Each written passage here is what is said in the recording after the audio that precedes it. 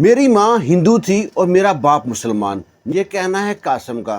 1947 میں جب لوگ مائیگریٹ ہو کے ہندوستان سے پاکستان گئے اور پاکستان سے لوگ ہندوستان آئے، تو پاکستان میں ایک فیملی تھی جو پوری فیملی ہندوستان جا رہی تھی۔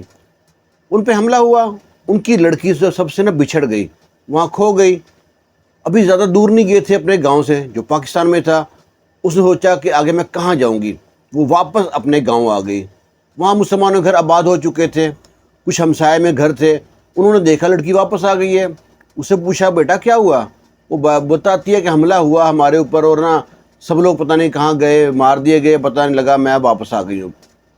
تو جو مسلمان گھر جانا تھا اس نے اس لڑکی کو اپنے گھر رکھ لیا، کہا ہمارے گھر رکو، جب حالات بہتر ہوں گے تو چلی جانا۔ اور انہوں نے اچھا کام یہ کیا کہ لڑکی کی اطلاع وہاں پہ کیمپ میں دے دی کہ یہ ہمارا ایڈریس ہے، ہمارے پاس ہندو لڑکی ہے۔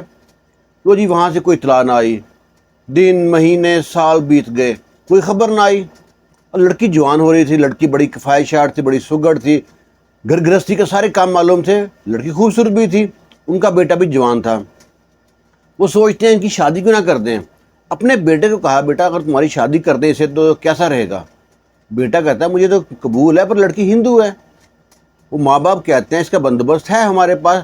پھر لڑکی سے پوچھتے ہیں اگر آپ کی شادی کر دیں، ابھی تک پیچھے کوئی بھی نہیں آیا۔ لڑکی بھی سوچتی ہے شاید پیچھے سب مر کھپ گئے ہوں گے، اب میں کون آئے گا میرے پیچھے، سال تو ہو گیا۔ لڑکی نے ہاں کر دی۔ انہوں نے کہا اگر تمہیں شادی کرنی ہے تو مسلمان ہونا پڑے گا۔ لڑکی نے اسلام بھی قبول کر لیا اور شادی ہو گئی۔ اچھی زندگی گزرتی رہی۔ سال بعد اللہ تعالیٰ نے بیٹا عطا کیا۔ بیٹا ہو گیا 4 ماہ کا۔ جب بیٹا 4 ماہ کا ہو گیا، پولیس ڈھونڈتی ہوئی آتی ہے، ان کے دروازے پہ دستک دیتی ہے، ان کو بتاتی ہے کہ یہ آپ کا یہ ایڈریس ہے ہمارے پاس، آپ کے پاس ہندو لڑکی ہے، ہمارے حوالے کر دیں۔ وہ کہتے ہیں آپ کے حوالے کیسے کر دیں، جب تو لو آپ آئے نہیں، اب ہماری بہو بن چکی ہے، اس کا ایک بیٹا بھی ہے تو ہم نہیں کہہ سکتے۔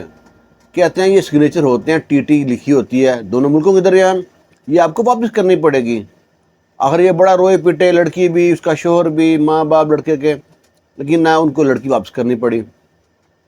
لڑکی سوچتی ہے یہ 4 ماہ کا بچہ اس کا باپ کیسے پالے گا؟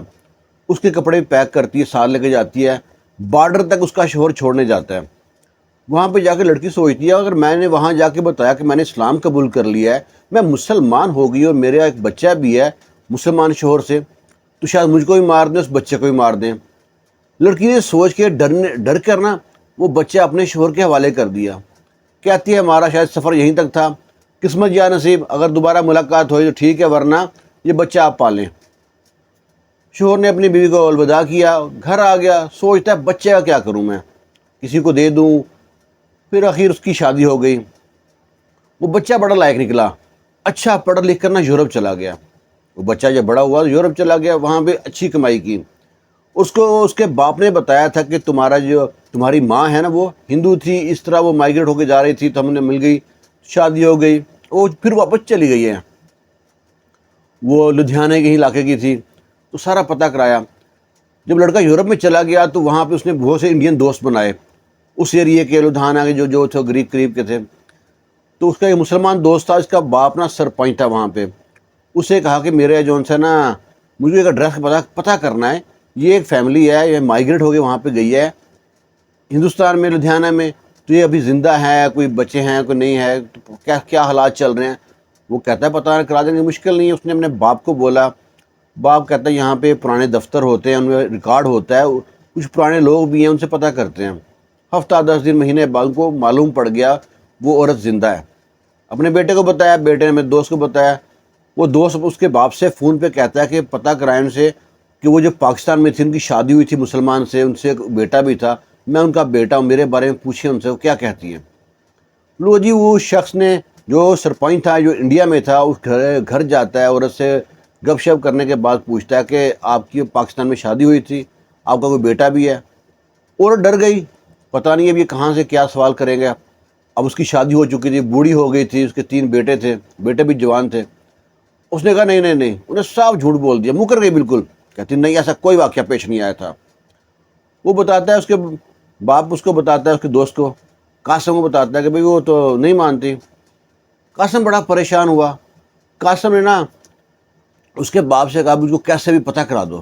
وہ کہتا ہے مشکل نہیں، میرے پاس حل ہے، میں اس کی دعوت کرتا ہوں اپنے گھر میں، شاید وہ صاحب رشتہ داروں کے سامنے نہیں قبول کرنا چاہتی، پھر تمہاری فون پہ بات کراؤں گا، شاید تمہاری آواز سن کے وہ اس کا دل جو ان سے نرم پڑ جائے، ممتا اس کی جھاگ جائے، جوش مار دے۔ وہی ہوا۔ اس کی دعوت کی کچھ دن بعد، کھانے پہ آئی۔ کھانے کے بعد نا قاسم کو فون کیا، بھائی اپنی ماں سے بات کر لے۔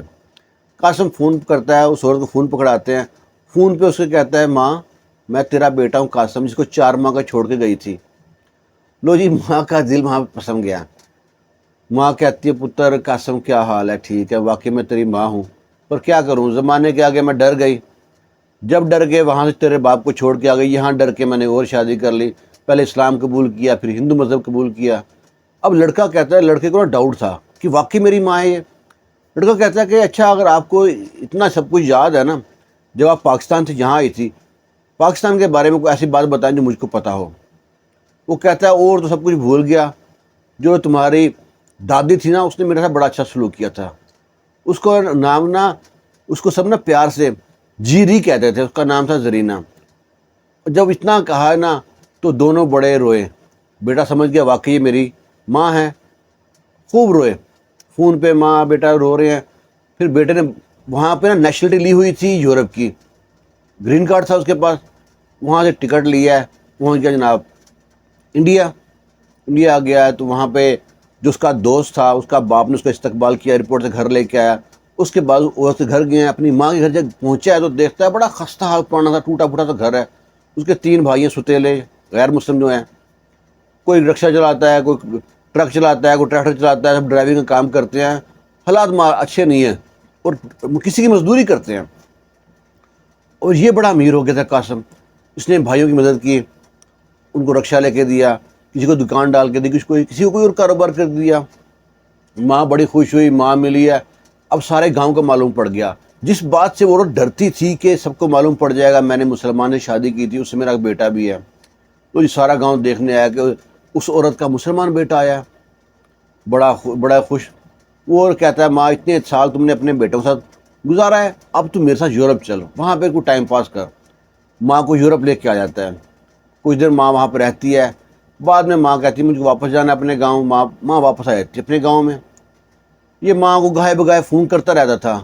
اسی اثناء میں ماں کا انتقال ہو گیا، یہ انتقال پہ بھی گیا وہاں پہ۔